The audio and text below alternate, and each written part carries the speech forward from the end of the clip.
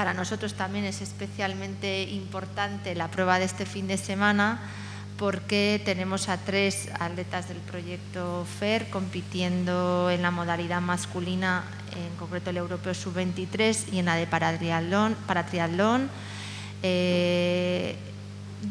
Hay en concreto 2 personas, ¿no?, que son Roberto Sánchez y Héctor, que además están aquí en la mesa. No es que sea amor de la Fundación, es que vienen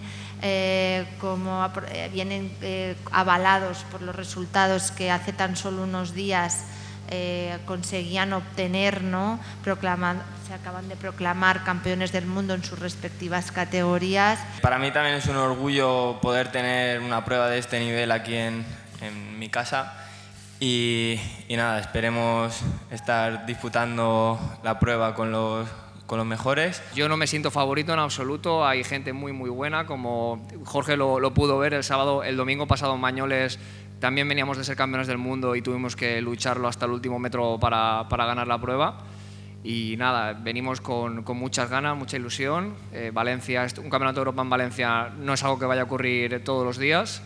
Y aquí estamos Gustavo y yo para nuestro 100% y ojalá poder ganar.